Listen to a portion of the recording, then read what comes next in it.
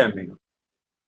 प्रायतः संस्कार आरंभ करुले संस्कार रु किछिटा संस्कार पढ़ीचे आउ किछि रहि जाइछि बाकी अछि हमें विवाह संस्कार पर्यंत कंप्लीट करि दैछे एबे विवाह संस्कार परठरो जति रहिला हमें तो कंटिन्यू करबा एति बात पढ़ितले ना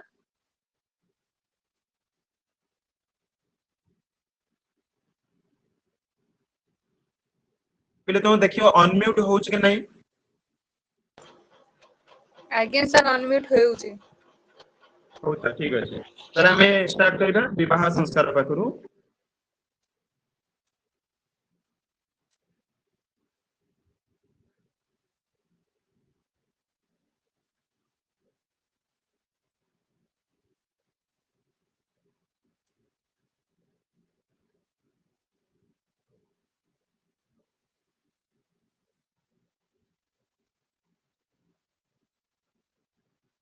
उपनयन वेदारंभ केशांत समावर्तन विवाह एति बाटा हमें कंप्लीट करितले आज आउथरे विवाह संस्कारटा आरंभ करदे हमर षोडश संस्कार रु कहा कहा मतरे केतोटी संस्कार मने अछि तो सब गौतम धर्म सूत्र रे केतोटी संस्कार 40 टी 40 संस्कार है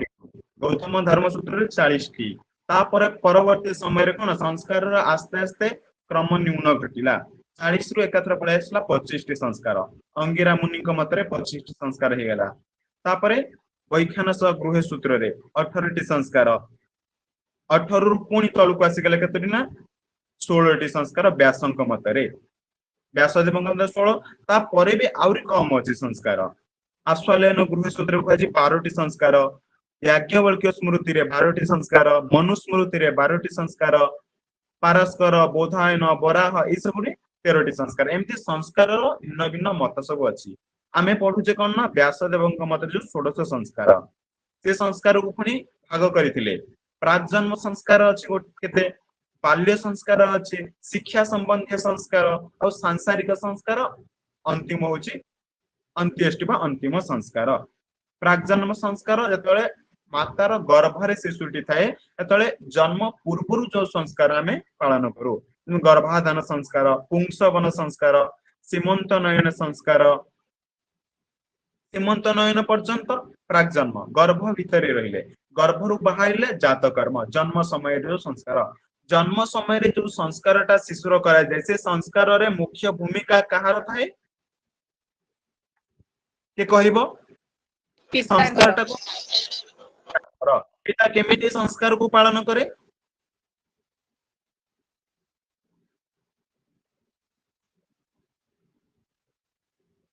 केमिति ना नाभि छेदन पूर्वरु कोन करे सुवर्ण सलाकारे घृत किंबा मधु पान कराए नांदी पाठ करिकी पान करे का शिशु को तापरे नाभि छेदन हुए जात कर्म पर नामकरण करा जिवो निष्क्रमण अन्नप्रसन चूड़ाकरण कर्णवेध एतिक बाटला बाल्य संस्कार तापरे कोन विद्यारंभ संस्कार आसी जिवो शिक्षा संबंधी संस्कार विद्यारंभ उपनयन वेदारंभ केशांत समावर्तन तापरे सांसारिक विवाह एतिक बाटा में पढ़ितले विवाह संस्कार कहा कहबा ना संस्कार भावनया विधीयमान विवाह एवं विवाह संस्कार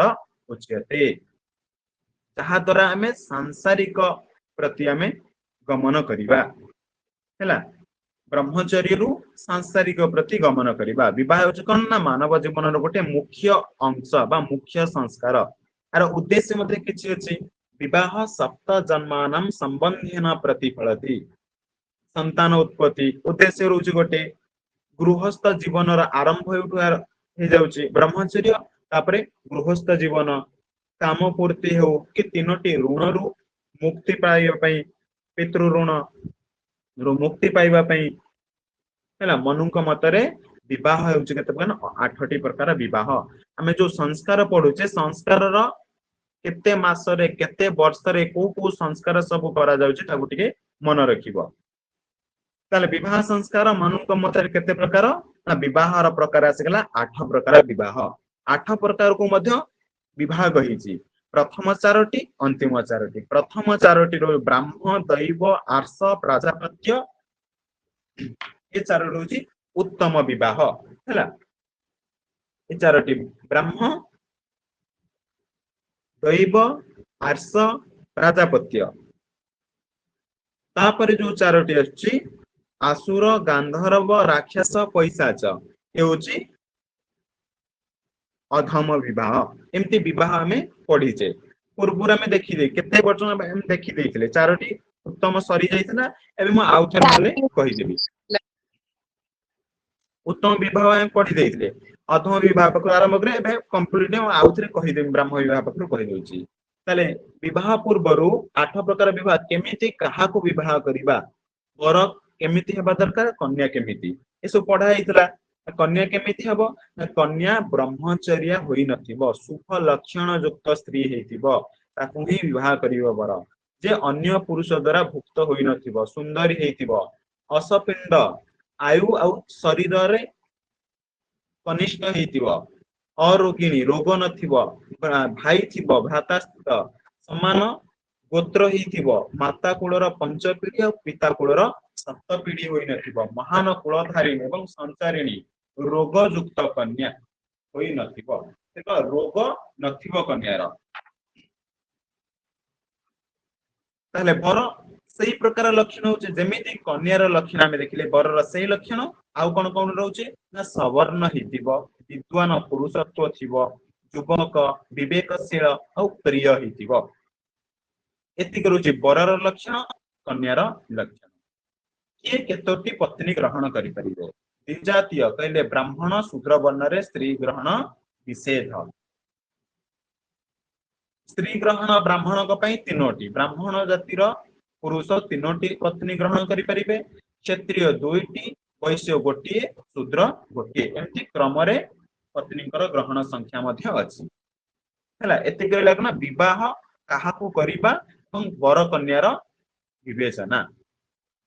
तापर नेक्स्ट अछि विवाहर प्रकार विवाहर प्रकार प्रथम कोन कहली ना ब्राह्म दैव आर्ष प्राजापत्य ये चारोटी आसी गला उत्तम विवाह हैला उत्तम विवाह भाबे ये चारोटी गणा नाही परवर्ती जो चारोटी रहला गांधर्व राक्षस पैशाच आसुर गांधर्व राक्षस पैशाच आसुर एटू ऊपर लाइन अछि ये चारोटी होची अधम विवाह हैला श्रेष्ठ विवाह चारोटी उत्तम निम्न विवाह होची अधम एमती चारोटी विवाह आसी गला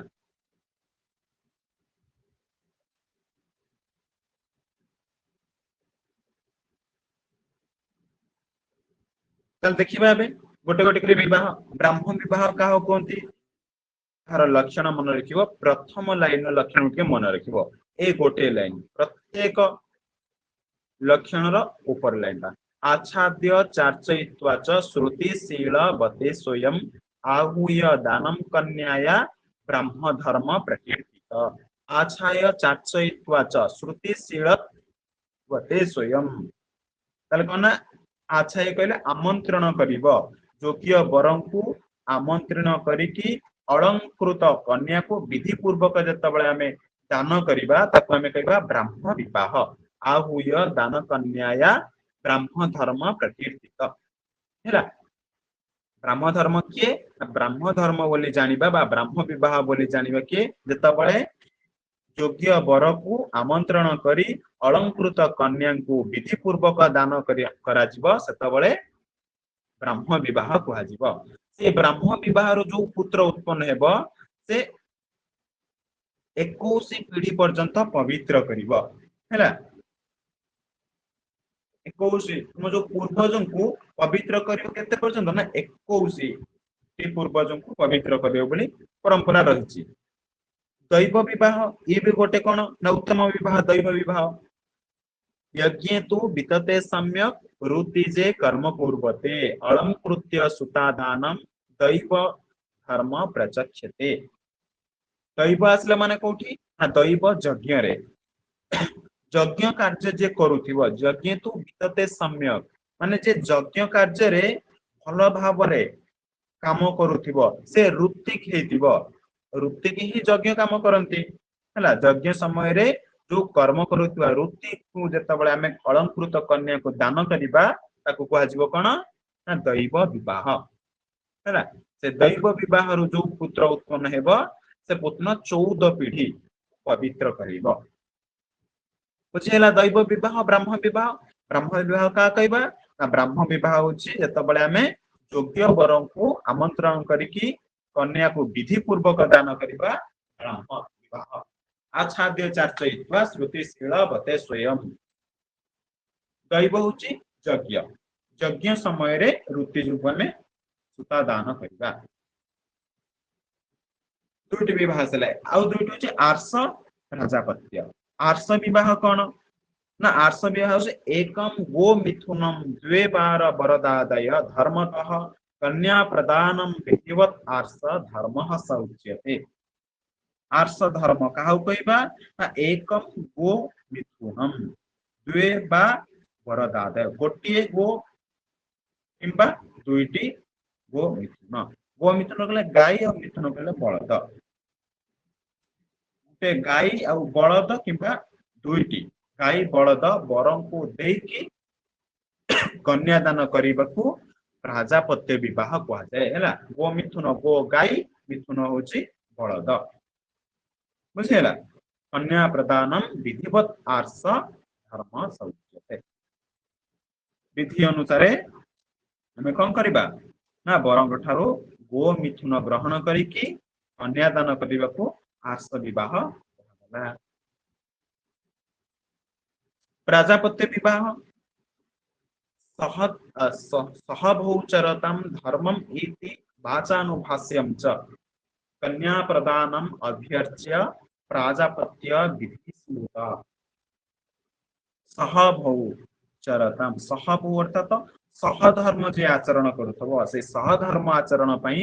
पुरुषों को जतबे आमे कन्या दान करिबा ताकू प्राजापत्य विवाह कहते वाचानुभाष्य च कन्या प्रदानम अभ्यर्च्य प्राजापत्य विधि स्मृत ए चारोटी थिला कना उत्तम विवाह को चारोटी ब्राह्म दैव आर्ष प्राजापत्य एबे देखियो अधम विवाह होछि कोन प्रथम होछि आसुर विवाह अधिकम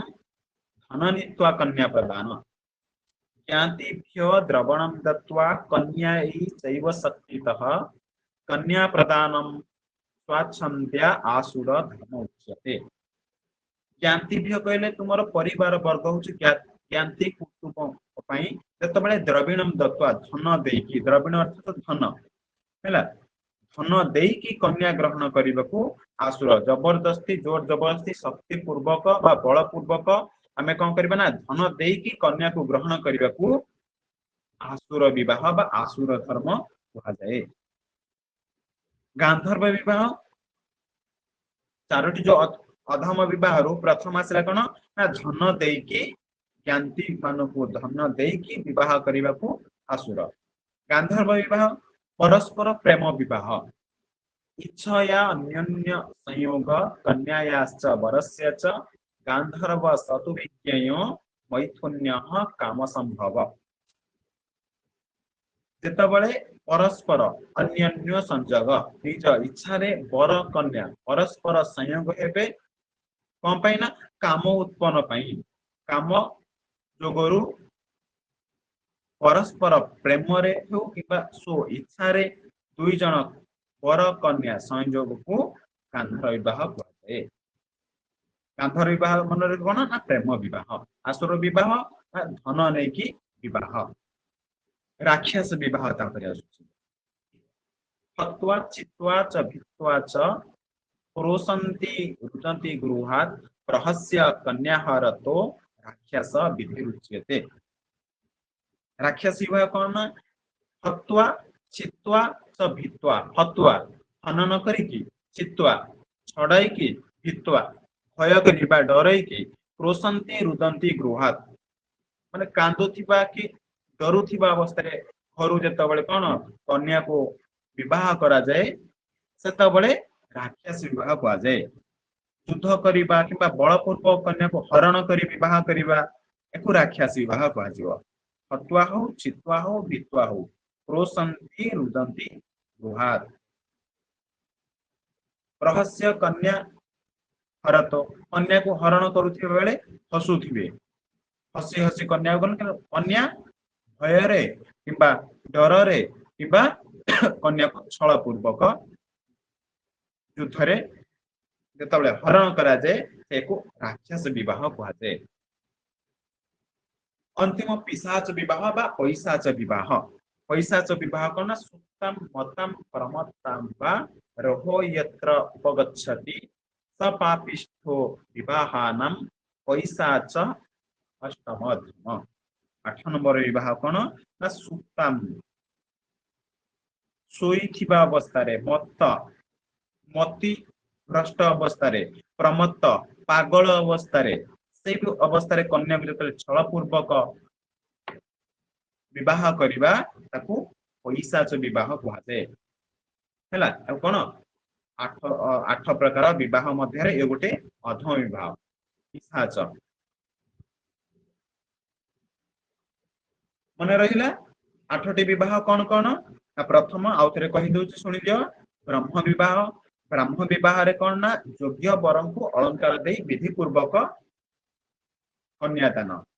बा वरं को कौन निमंत्रण करिकि विधि पूर्वक विवाह। दैव विवाह यज्ञ रे वृत्ति जोकु विवाह करिबा। आर्ष विवाह कौन ना वरंग ठारू गो मिथुन गोटे किंबा दुईटी ग्रहण करिकि कन्यादान। प्राजापत्य सहधर्म आचरण पई पुरुष को जतले कन्यादान करिबा प्राजापत्य। आसुर विवाह धन देकी कन्या ग्रहण करने को आसुर विवाह। गांधर्व होछि परस्पर प्रेम विवाह सो इच्छा विवाह। राक्षस युद्धरे बलपूर्वक कन्या को हरण करिबा। पैशाच विवाह होछि सुता मत प्रमत्त शयन किंबा प्रमत्त किंबा मत्त अवस्था रे छल पूर्वक विवाह को पैशाच विवाह। एमती 8 प्रकार रहिला विवाह। 4टी उत्तम 4टी अधम। अधम भितरु ये होचे 8 नंबर अधम किए ना पैशाच। पैशाच विवाह कहा जाय कोन ना विवाह रे अधम विवाह। सरी गला विवाह संस्कार। एबे देखिबा हम नेक्स्ट देखिबा कोन अंत्येष्टि संस्कार। अंतिम संस्कार अंत्य इष्टि। अंत्य नाम शेष इष्टि नाम यज्ञ। शेष यज्ञ कोटा मनुष्यर श्मशान रे होय जोटा हिंदू जीवन से चरम संस्कार अस्ति। ए अंत्येष्टि संस्कार हिंदू मानकर कोन चरम संस्कार हैला। अंत्य अंतिम यज्ञ एम संस्कार मृत्यु अनंतरम शवदाहादि रूपम भवति। एते कितिला हमर कोन ना संस्कार 16 संस्कार सरीगला। एबे आउ किछि से संस्कार रहि छै देखिबा कोन कन्यादान।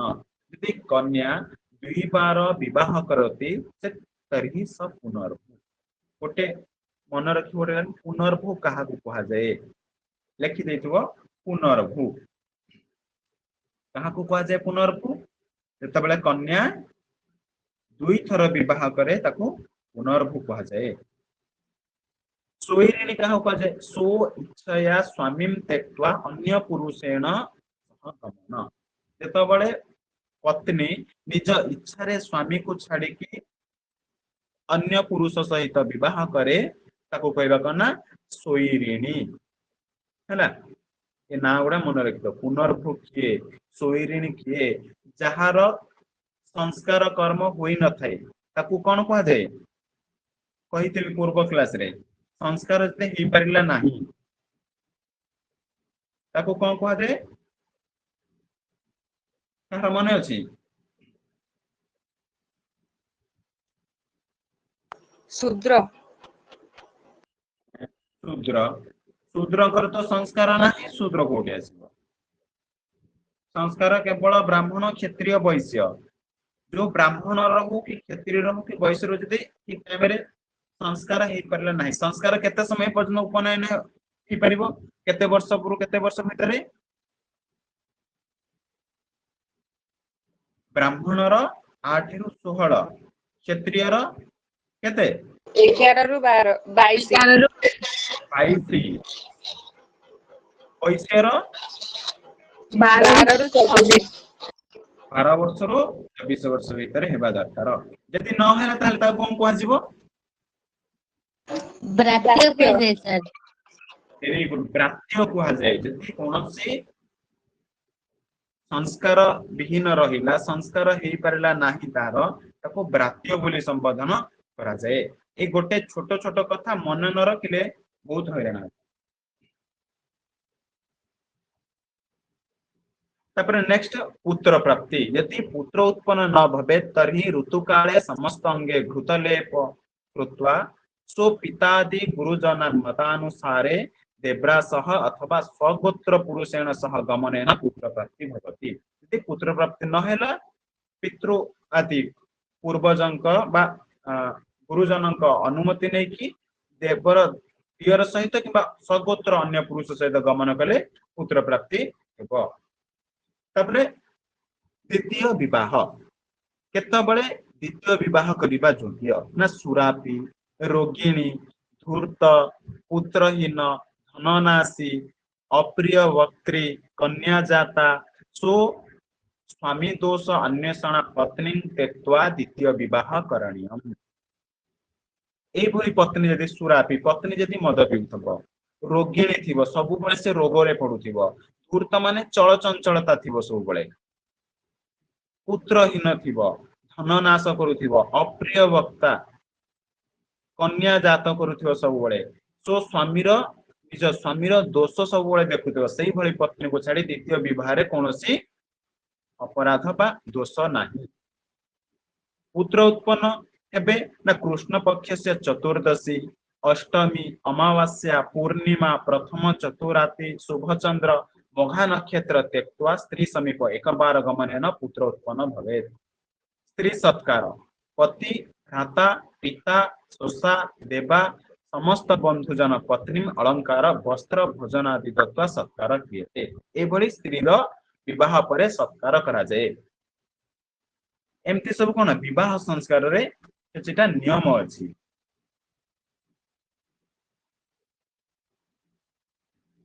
ସ୍ତ୍ରୀ ଧର୍ମ କଣ? କେତେଟି ସ୍ତ୍ରୀ ଧର୍ମ ଅଛି? ସ୍ତ୍ରୀ ଧର୍ମ କଣ କଣ କହେ?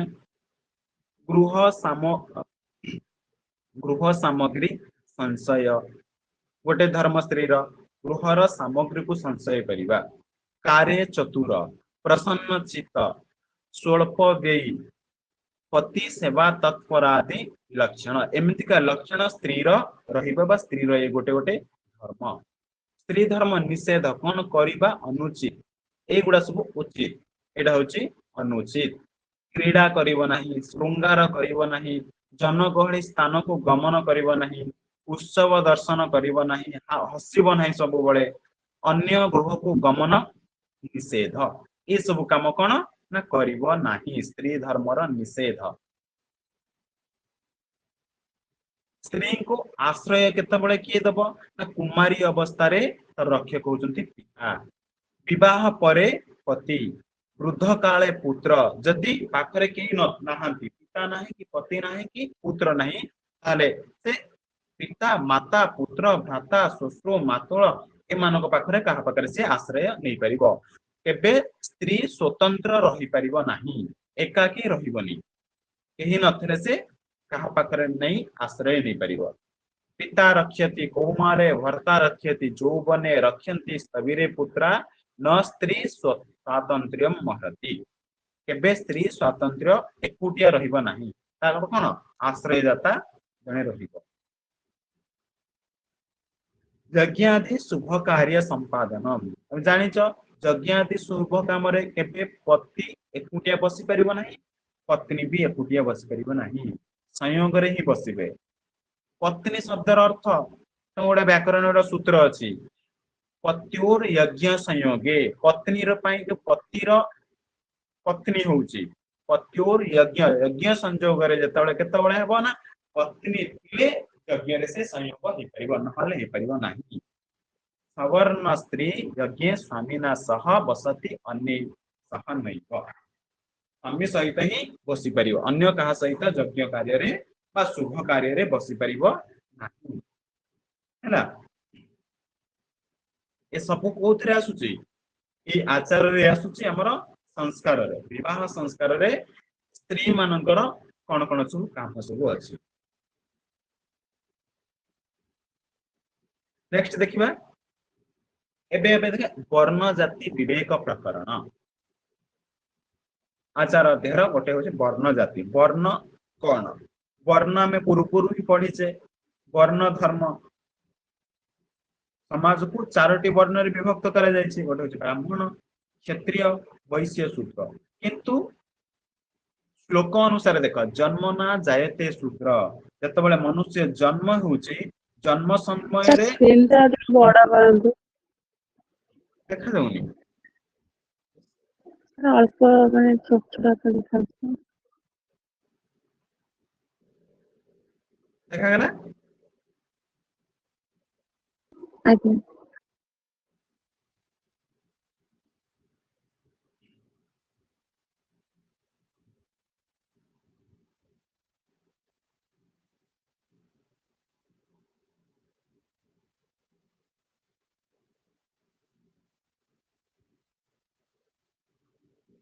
ताले चारोटी वर्ण जो समाज रे विभाग हेछि ब्राह्मण क्षत्रिय वैश्य शूद्र किंतु जन्मरु समस्ते शूद्र समान कहा जायछि यदि तांकर संस्कार हैला ताहले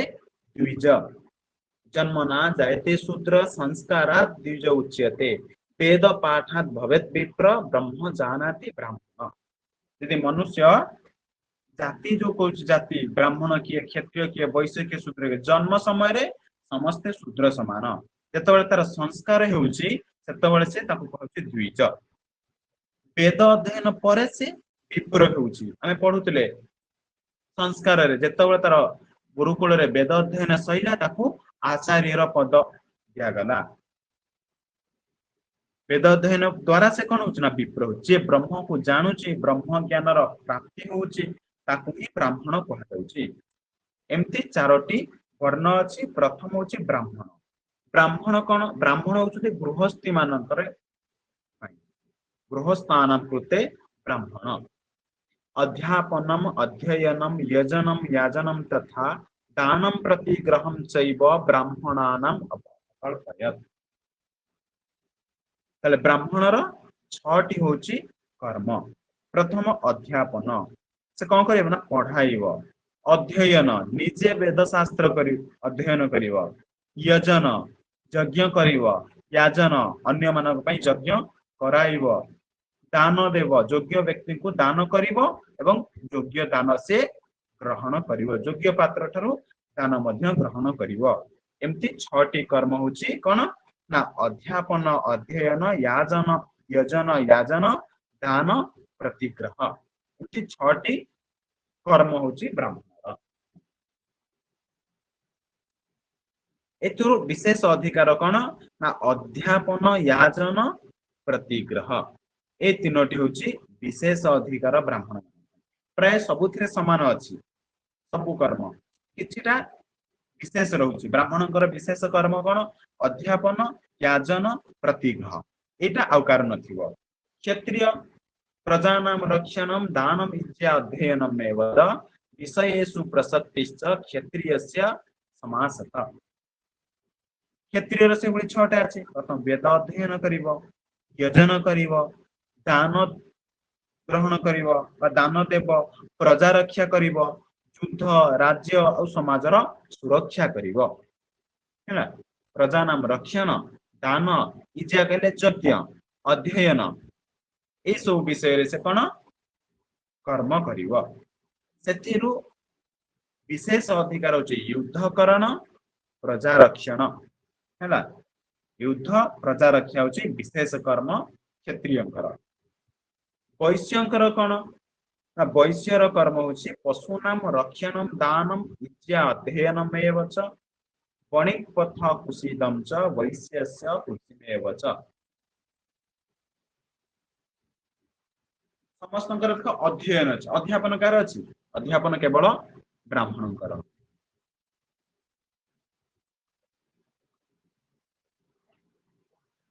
वैश्यर ताले कोन हैला प्रथम काम होची वैश्यर होची पशुनाम रक्षण पशु मानक रक्षा करिवो बा पशु पालन दान इज्या इज्या कहले यज्ञ और अध्ययन यजन करिव दान करिव अध्ययन करिव पशुपालन करिव बणिक कले वाणिज्य करिव एवं पथ कुशीदम कुशीद और कुशीद कहले हमर जो व्यवसाय ऋण आदि व्यवसाय काम एतिकिरु तार वैश्यर विशेष अधिकार होची कृषि पशुपालन व्यापार आदि ए तीनोटी होची विशेष अधिकार सबु वर्णर विशेष अधिकार जेमिति ब्राह्मणर अध्यापन याजन प्रतिग्रह क्षत्रियर युद्धकरण प्रजारक्षण वैश्यर कृषि पशुपालन व्यापार शूद्रर कर्म कौन ना एकमेव तु शूद्रस्य प्रभु कर्म समाविशत् एतेषामेव वर्णानां शुश्रूषा अनसूयया केवल गोटे ही काम अच्छी शूद्रर कौन ना प्रभु कर्म समादिशत से तीनोटी जो रहिले ब्राह्मण क्षत्रिय वैश्य तीनोटी वर्णर सेवा शुश्रूषा करिव तार होची प्रधान प्रधान कर्म होची सेवा एतेषामेव वर्णानां शुश्रूषा अनसूया हैला ताले कोन कोन सब रहिला एउस कोन वर्ण जाति विवेक वर्ण को विभाग कराय चारोटी वर्णर काम कोन कोन बुझिला एबे नेक्स्ट देखिबा कोन वर्ण परे वर्णाश्रम आश्रम ए वर्ण चार जनकर आश्रम अछि ब्रह्मचर्य आश्रम गृहस्थ आश्रम वानप्रस्थ आश्रम सन्यास आश्रम वेद रे हम पढितले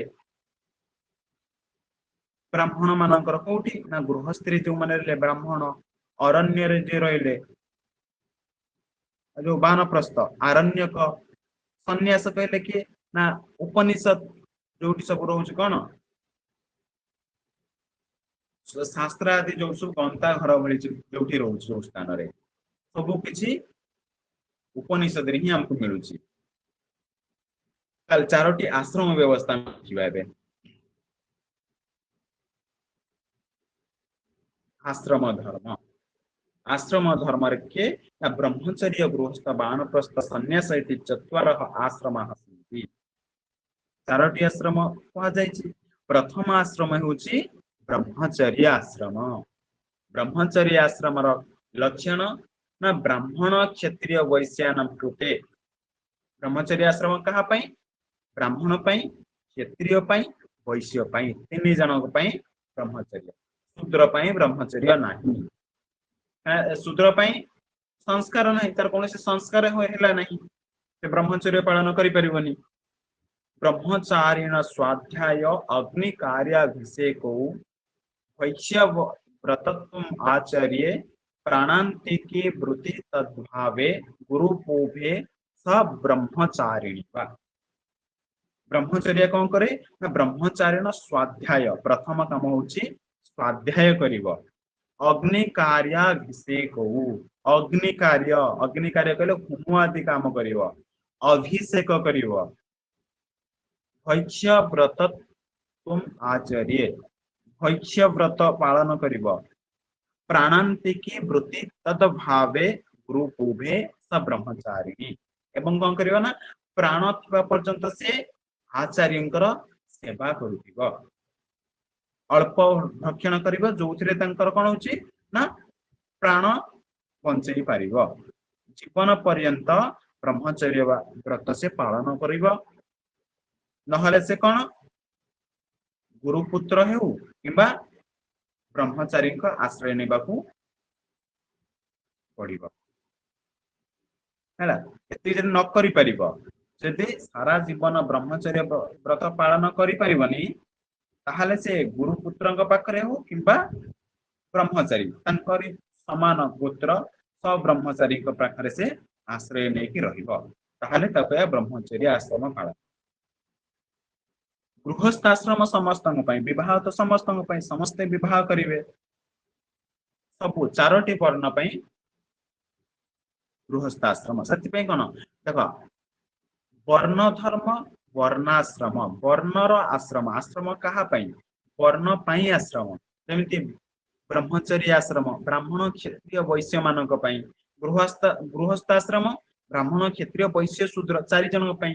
वर्ण ता सहित आश्रम खाली आश्रम ने वर्णाश्रम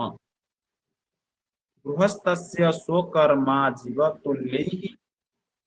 असमान आर्षिभिः वैवाह्य मृत्युगामित्वम् द्वे पवित्र तिथि वृत्तेषु त्याग शेष भोजनम च गृहस्थस्य स्वकर्मा जीवस्तुल्यै गृहस्थ आश्रम कने निज कर्म रे से जीविका ग्रहण करिवो जहाँ जहाँ तार कर्म रहउछि नित्य कर्म नैमित्तिक कर्म ए कर्म रे से सबुबेले पई जीविका निर्वाह करिवो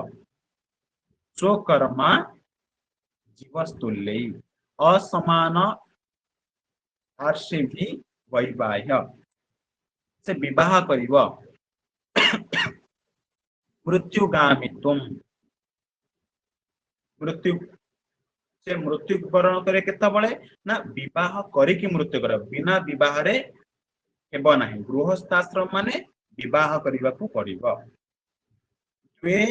पवित्र तिथि वृत्तेषु त्याग शेष भोजनम च गृह को जो अतिथि आसीथिबो वृत्ति आसीथिबो ता कोन करिवो ना तांको प्रथम भोजन सत्कार करिवो देव हो पितृ हो अतिथि हो वृत्ति हो जे आसीथिबो घर को अतिथि को सत्कार करिवो अवशिष्ट वृत्तेषु त्याग शेष भोजनम च अवशिष्ट भोजन को से ग्रहण करिवो एतिक होची गृहस्थी मानकर कर्म निज कर्म रे जीविका निर्वाह करिवो विवाह करिवो जो माने गृह को आसीथिबे अतिथि पितृ आदि वृत्तियों को सत्कार करिकि अवशिष्ट भोजन से ग्रहण करिवो हला जति के आश्रम रहिछि सबु आश्रम रो ताकू पोषक बोली कहा जाए गृहस्थ आश्रम को हला काहे एथिरे समस्त पोषण हेउछि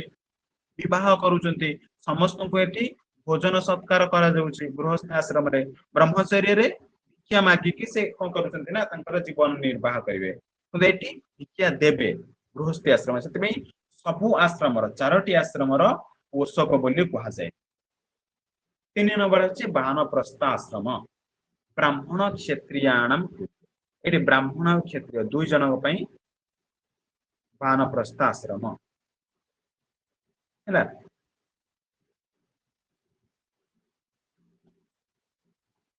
गृहस्थ आश्रम समस्त पई ब्रह्मचर्य ब्राह्मण क्षत्रिय वैश्य ताले वानप्रस्थ आश्रम आश्रय का पई दुई जनकर वैश्यंकर एठी स्थान है ब्राह्मण और क्षत्रिय वानप्रस्थस्य ब्रह्मचर्यम भूमौ सज्जा जटाभिधारणम अग्निहोत्राभिषेको देवता पित्रातिथि पूजा वन्यश्च ताले वानप्रस्थाश्रम काम कौन प्रमुख धर्म होची प्रथम ब्रह्मचर्य ब्रह्मचर्य पालन करिवे भूमौ सज्जा से भूमि रे सज्जा अर्थात शयन करिवे जटाभिधारणम जटा धारण करिवे ब्रह्मचर्य रहिबे भूमि रे शयन करिवे जटा धारण करिवे अग्निहोत्राभिषेक अग्निहोत्र करिवे बा होम यज्ञ करिवे अभिषेक करिवे देवता पित्रा अतिथि पूजा देव पितृ अतिथि पूजा करिवे और वन्यश्च होर वन्य आहार करिवे वन रे बुलिवे एति होची वानप्रस्थाश्रम अंतिम आश्रम होची सन्यास सन्यास आश्रम केवल ब्राह्मण एथिरे क्षत्रिय मानकर स्थान नाही हैला सन्यास किए ग्रहण करि परिवे केवल ब्राह्मण परिव्राजकस्य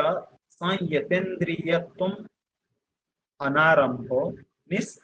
निष्कंचनत्वम संगत्याग भैक्षम अनेक भरण्ये भास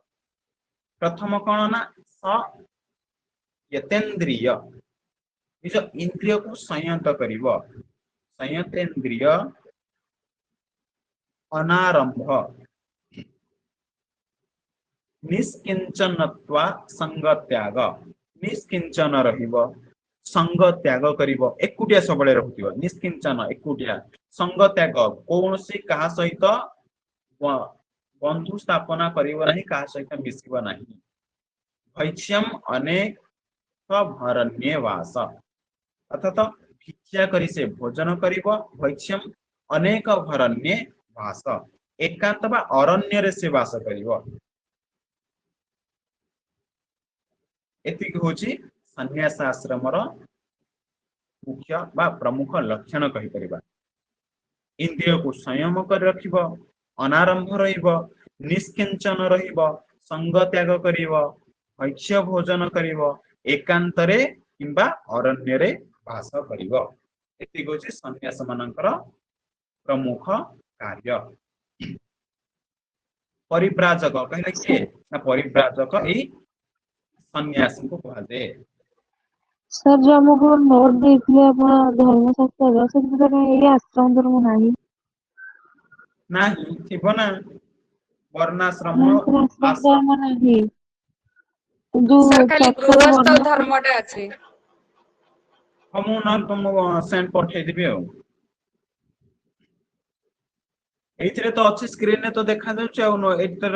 नोट्स बनै दियो मु पठे देबी तुमको तो नोट्स बनाउन कि पढिरा टाइम रे ଆଜ୍ଞା sir आगे बनउछ तो सर एथर वर्ण टाइम जो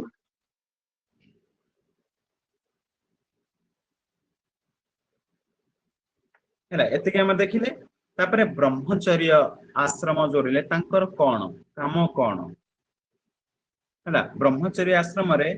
कोन कोन सब विचार करा जाईछि ए ब्रह्मचर्य आश्रम अछि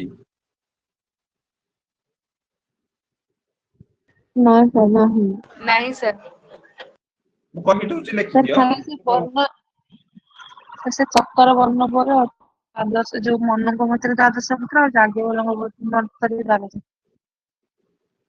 हम एटा पठे देबी सेंड कर देबी ताले ब्रह्मचर्य आश्रम रो देखिले हमें कहा कहया ब्रह्मचर्य आश्रम ना ब्रह्मचर्य आश्रम केवल ब्राह्मण क्षत्रिय वैश्य मानक पई सेमानकर काम कोन कोन हमें देखिदिले एबे ब्रह्मचर्य आश्रम विषय में पढिबा ब्रह्मचर्य आश्रम साधारणतः केते ना 25 वर्ष पर्यंत बोली कहा जाईछि हैला 100 वर्ष को विभाग भाग करे सब प्रत्येक आश्रम 25 वर्ष पर्यंत ब्रह्मचर्य आश्रम आश्रम पालन करिब 50 वर्ष पर्यंत गृहस्थ रे रहिब 50 रु 70 वर्ष वानप्रस्थ रे रहिब 70 रु 100 वर्ष सन्यास रे एमती 25 वर्ष विभाग करा जाईछि ताले ब्रह्मचर्य आश्रम केते ना जन्म रु 25 वर्ष पर्यंत रहिब कोन ब्रह्मचर्य हिकी तापरे गृहस्थी रे प्रवेश करिब ताले प्रत्येक आश्रम पई केते रहिछि ना 25 वर्ष ही रहिछि नामकरण समय रे कोन कोन सब दिया जाए एडा प्राय पचारे ब्राह्मण माननकु ओ नाम रे संबोधन करा जाए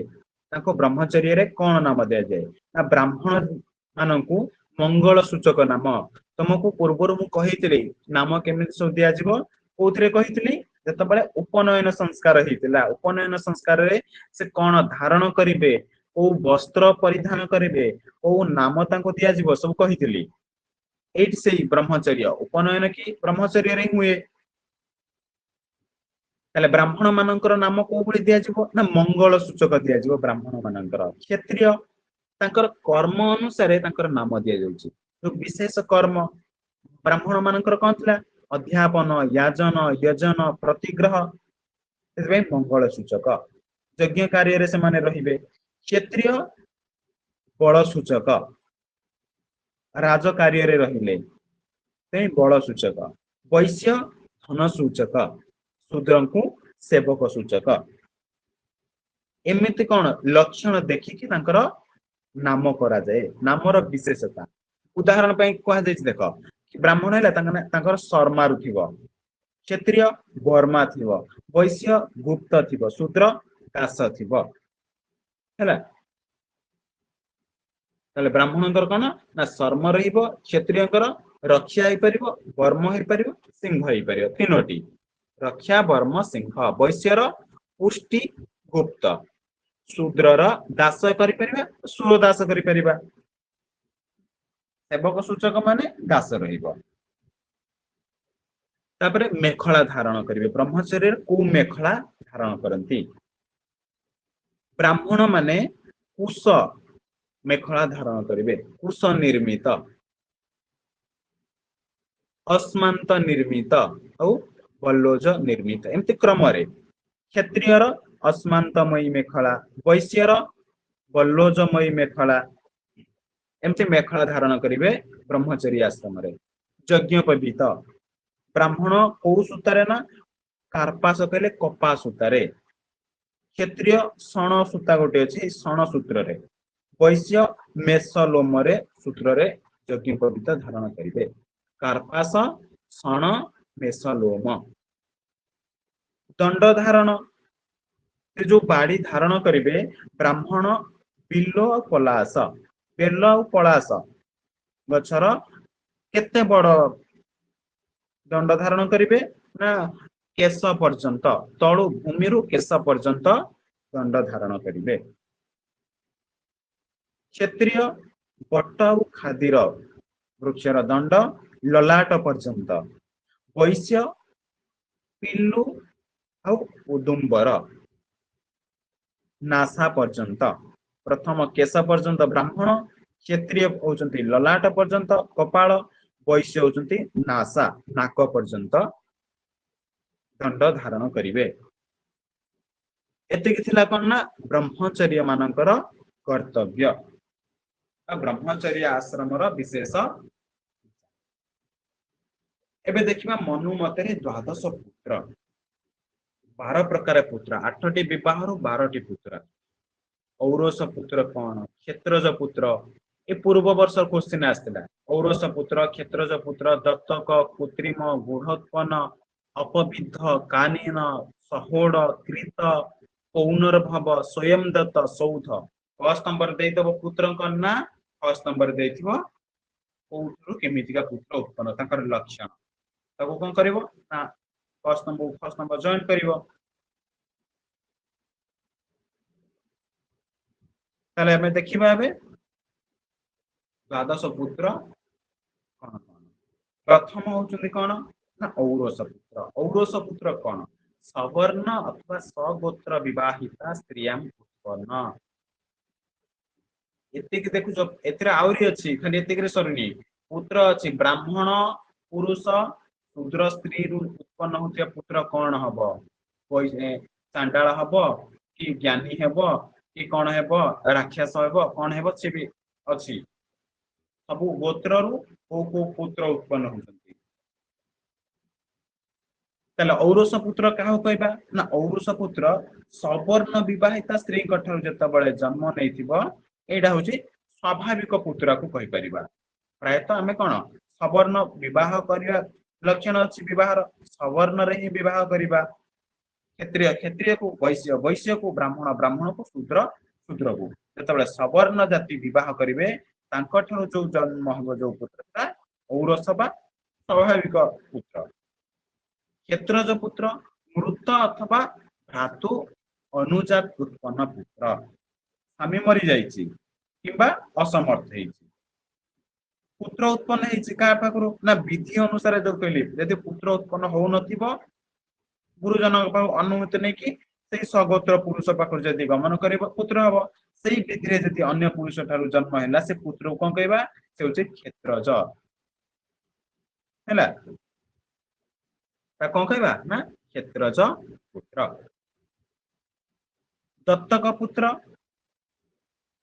दत्तक पुत्र होछि दत्तक बोली कहा जाउछि काहे कि ना से जो पिता माता द्वारा दिया जाइथिबा अन्य गोटे पिता माता देई देले एको ग्रहण करछे माने अन्य पुत्र को जदि पिता माता ग्रहण करले ताकू दत्तक दान रे पाइथिबा पुत्र हमें कहिबा दत्तक पुत्र पिता माता देई देले अन्य जने ताकू ग्रहण करले से को कहबा में दत्तक पुत्र कृत्रिम पुत्र कोन यदि कश्चित पुत्रस्य स्थाने पुत्र गुणयुक्त व्यक्तिं नियुक्तं करोति तर्हि सह कृत्रिम पुत्र पुत्रर जो भली गुण अछि सेही गुण थिबा कोनोसी व्यक्ति को पुत्र भाବରେ यदि नियुक्ति करा गला से होछ कोन ना कृत्रिम जो तक आम कौन कह आर्टिफिशियल जोटा माने पुत्र जो भली देखिया को जहा गुण अछि सेही भलिया गुण को आउ ता स्थान रे आउ जन काणी में रखिबा तो कह कृत्रिम पुत्र बोले बुझी उस तो पुत्र जो ना गुडा कहले केमिति केमिति पुत्र सब होछ औरस क्षेत्रज दत्तक कृत्रिम आज्ञा पुत्र सर परे गुढ़ उत्पन्न माने देख पुत्र ना तुम जानीदेव केमितिया लक्षण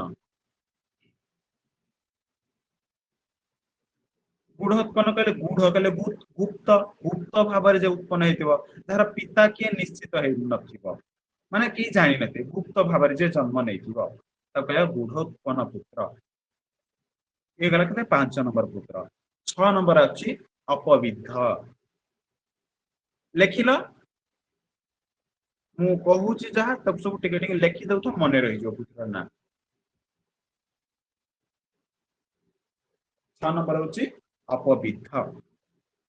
अपविद्ध नाम होची पिता माता द्वारा जतबळे गोटे पुत्र को त्याग करिदबा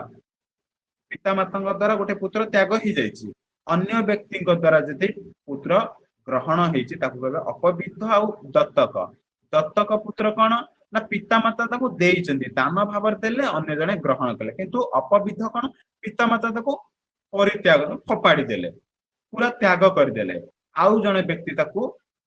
कोन करला ना जेते हम कर्ण कहबा कर्ण नहीं कर्ण गोटे अलग है जे कानिन पुत्र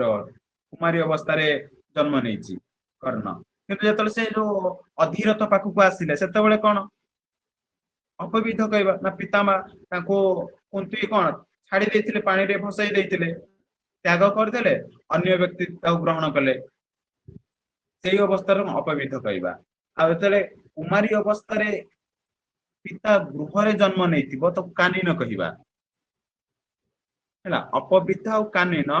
ता भितर डिफरेंस कोन ना माता पिता द्वारा यदि एकेन बा परित्यज्य तृतीयेन स्वयं कृत सह अपविद्ध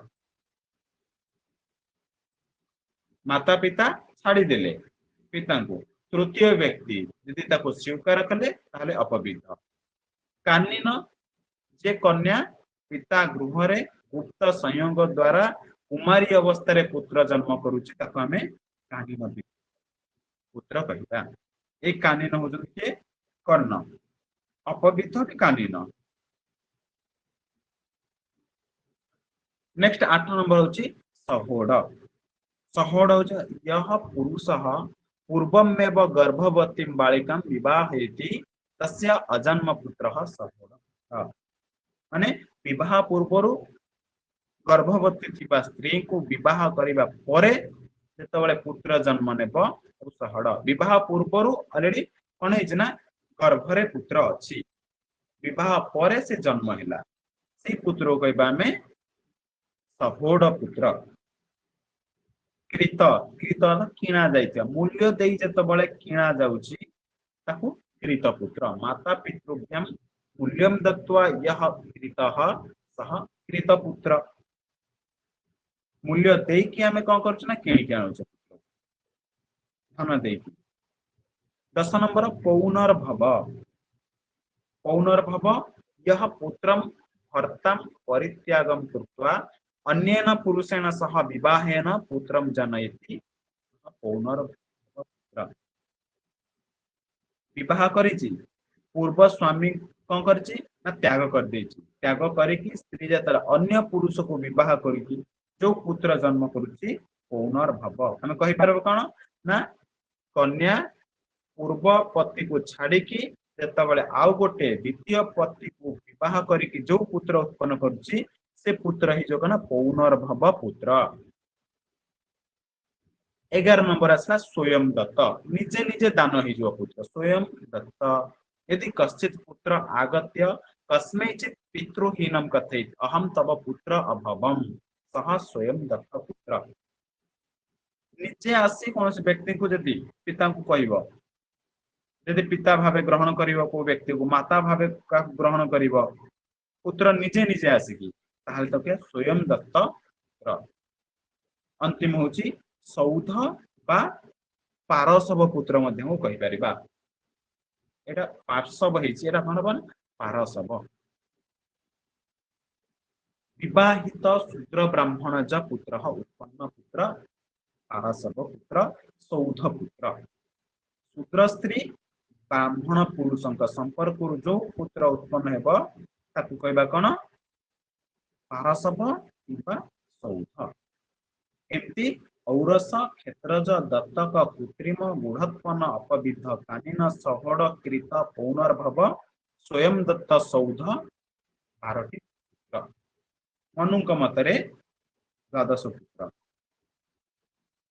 क्लियर हो गलो ना कार के क्षेत्र आउ कुछ डाउट अछि को पुत्र रे औरस कि क्षेत्रज कि दत्तक कृत्रिम मूढ़त्पन्न अरे क्लियर हो गलो दुर्गा कुछ डाउट अछि आज्ञा सर क्लियर हो जाए हला आउ कार किछ डाउट अछि को ना मैं आगु जिबा स्वयं दत्त बा निजे निजे दान हे जिवो स्वयं दत्त निजे आसे गोटे पुत्र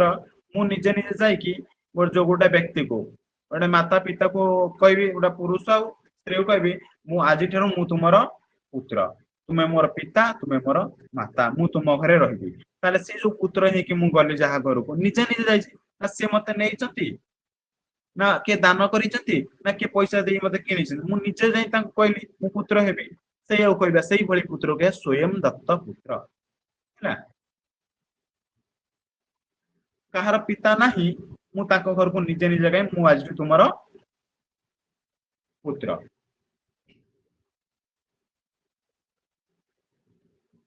ବୁଝି ହେଲା ଆଗକୁ ବୁଝିବା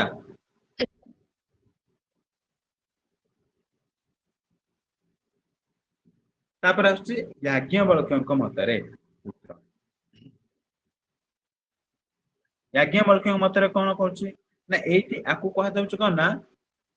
वर्ण संकर जाति जानिछ जेता बळे गोटे जातिर पुरुष अन्य जातिर स्त्री को विवाह करे ताकू कहा जाय वर्ण संकर दोष लागे गोटे ब्राह्मण क्षत्रिय कि वैश्य कि शूद्र स्त्री को बाहाई कि शूद्र स्त्री ब्राह्मण वैश्य क्षत्रिय कि क्षत्रिय स्त्री ब्राह्मण कि शूद्र को कि वैश्य को बाहाई सेत बळे गोटे दोष लागे वर्ण संकर दोष एटा को याज्ञवल्क्य कहिसथि एथिर भी जो संतान उत्पन्न है तार ना अलग अलग अछि अलग अलग वर्णर पुरुष जतले स्त्री संयोग जो पुत्र उत्पन्न करिवो तांकर कोन कहा जाय वर्ण संकर कहा जाय हैला बुझी हैला वर्ण संकर कहा कहा जाय भिन्न वर्णर पुरुष और स्त्री संयोग उत्पन्न संतान को वर्ण संकर कहा जाए यथा ब्राह्मण पुरुषेण सह क्षत्रिय स्त्री संयोग हेले सेटु जो पुत्र उत्पन्न हैला ताकू कहबा कोन ना मूर्ध भिपिका मूर्ध भिसिका कहा कहबा ना ब्राह्मण पुरुषरु क्षत्रिय स्त्री ब्राह्मण पुरुषरु वैश्य स्त्री जतले विवाह करिवे अंबष्ठ पुत्र जन्म हेबो जो पुत्र जन्म हबो ता ना होची अंबष्ठ 12 प्रकार थिला मनुक मतरे तापर एबे एमे देखिया याज्ञवल्क्य मतरे पुत्र कोन कोन अछि मूर्ध विपिका अंबष्ठ तापर ब्राह्मण पुरुषर शूद्र स्त्री जतले पुत्र उत्पन्न निषाद किबा पारसव कहबा क्षत्रिय पुरुष सहित ब्राह्मण स्त्री सूत क्षत्रिय पुरुष थिले ब्राह्मण स्त्री थिले सूत कहा जाउतरा ए सूत के थिले ए कर्ण को सूत कहा जाउतरा सूत पुत्र क्षत्रिय पुरुषेण सह वैश्य स्त्री माहिष्य क्षत्रिय पुरुषर शूद्र स्त्री चांडाल वैश्य पुरुष सहित यदि वैश्य स्त्री ताले वैदेहिक वैश्य पुरुष सहित शूद्र स्त्री हैला ताले करण बा उग्र हैला ब्राह्मण क्षत्रिय वैश्य आउरी भी अछि किछि वैश्य पुरुष सहित क्षत्रिय स्त्री मागध वैश्य पुरुष सहित शूद्र स्त्री क्षता बा रथकार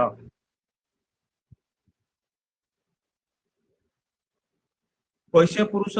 शूद्र पुरुष सहित वैश्य स्त्री हेले आयोगव ହେଲା तापरे शूद्र पुरुष सहित क्षत्रिय स्त्री वैदेहक माहिष्य पुरुष सहित करण स्त्री हेले रथकार एमती कौन होची ना भिन्न भिन्न वर्णर पुरुष और स्त्री मानकर विवाह रे संतान उत्पन्न हेले तार नाम ମଧ୍ୟ अलग अलग रहुଛି नीच जाति पुरुष रो जो पुत्र उत्पन्न हेबो नीच जाति पुरुष उत्तम जातिर स्त्री अशुभ लक्षण युक्त पुरुष सबले कौन रहइबो ना उच्चरे रहिबो स्त्री नीचरे रहिले चलिबो किंतु पुरुष जदि नीच जाति हे गेला जदि गोटे कोन शूद्र पुरुष अछि ब्राह्मण स्त्री क्षत्रिय स्त्री कि वैश्य स्त्री हेला ताले अशुभ लक्षण पुत्र उत्पन्न हेला एठी तुमे देखो गोटे उच्च जाति अछि के ब्राह्मण ब्राह्मण पुरुष सहित शूद्र स्त्री निषाद पारसव एम सब उत्पन्न होउची चांडाल क्षत्रिय पुरुष और शूद्र स्त्री चांडाल क्षत्रिय पुरुष वैश्य स्त्री माहिष्य ये सब कौन ना अलग अलग जाति जते हेबो अशुभ लक्षण पुरुष उत्पन्न हेबो जो पुत्र उत्तम जाति पुरुष जतबळे निम्न जाति स्त्री सहित उत्पन्न सेटा होची शुभ लक्षण पुरुष रहिबो उच्च ब्राह्मण क्षत्रिय वैश्य शूद्र को विवाह करि परिबो लेखा आइछि ब्राह्मण तीनोटी पत्नी तीनोटी वर्ण रु क्षत्रिय दुईटी रु वैश्य गोटिए शूद्र गोटिए क्रम अनुसार तळु ऊपर को आसीबो ऊपर तळु तळु ऊपर को जीवनी एमती कोन थिला ना पुत्र थिला मनुक मतरे याज्ञवल्क्य मतरे तापर गृहस्थ धर्म प्रकरण गृहस्थी मानकर काम कोन ब्रह्मचर्य सल्ला गृहस्थी गृहस्थ आश्रम रे व्यक्ति परिवार देवता पितृ अतिथि समाज ए मानक प्रति कोन कोन तांकर कर्तव्य रहुची कोन से पालन करिबा उचित तांकर मुख्य कर्तव्य होच कोन गृहस्थ प्रतिदिन स्नान कर्म विवाह अग्नि अथवा विवाह काले प्राप्ति अग्निहोत्रादि कर्माणि लिप्त स्नान और शौच पालन करिबो प्रभात समय रे संध्या समय रे उपासना करिबो अग्निहोत्रादि दैविक कर्म करिबो वैदिक कर्म देव पूजा पितृतर्पण अतिथि सत्कार आउ कौन करिबो ना से भोजन पूर्व अन्य मानकु आवश्यकता पूर्ण करिकी ता परे दे भोजन करिबो आ भूत बळी देबो द्विज शरीर चिंता शौच प्रातः सायं काले उपासना अग्निहोत्रादि कृत्वा सूर्य देवं मंत्रेण उपासयति स्नानं कृत्वा पितृतर्पण देवता पूजन देवानां भूमे अवशिष्ट अन्नम भूतबळी स्वान काक चांडालाय भूमौ अर्पयति देव तांग पई जो अन्न देव किबा भूत बळी देव अवशिष्ट जोटा बळीबो ताको कुकुर को काउ को चंडाल को किबा भूत बळी रे दी परिबो बा भूमि रे पकई परिबो निचे केतु भोजन करिया पूर्वरु काक स्वान जीव मानक से अन्न प्रदान करिबो एथिला मगना गृहस्थी मानकर कर्तव्य पालन आउ कोन कोन सब अछि गृहस्थी मानकर भोजन व्यवस्था किमितिका बालक सुहागिनी वृद्ध गर्भिणी आतुर कन्या अतिथि भृत्यं च भोजन दानं कृत्वा अवशिष्ट अन्नं दंपति भोजनं ग्रहीतव्यम् गृहस्थी निजे प्रथमे कौन करिबो ना भोजन करिबोनी भोजन न करी शिशु हो सुहागिनी वृद्ध गर्भिणी गर्भवती रोगी कन्या अतिथि और भृत्य माननकु भोजन देबा उचित देकी ता परे जाई कौन करिबो से निजे भोजन करबो सब बळे सेवा और दया अतिथि सत्कार रहिबा दरकार गृहस्थी मानकर भोजन अतिथि तथा आदौ ब्राह्मण क्षत्रिय क्रमेण स्वशक्ति अनुसारे अन्न दानम संध्या समय अतिथि निराशा न कुर्यात् अतिथिଙ୍କୁ ସନ୍ଧ୍ୟା ସମୟରେ ନିରାଶ କରିବାନି ଯଦି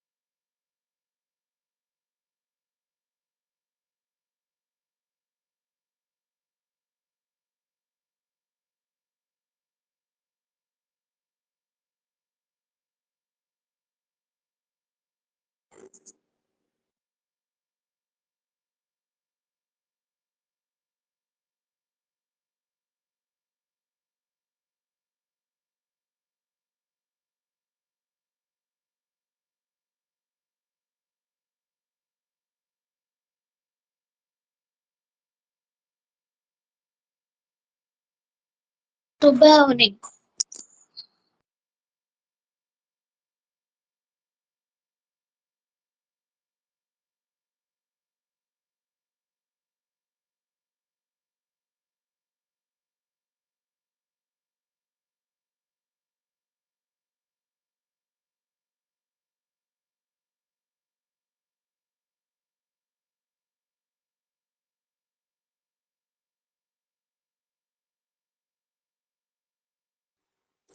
ସାର୍ ସ୍କ୍ରିନ୍ ଶୋ ହଉନି।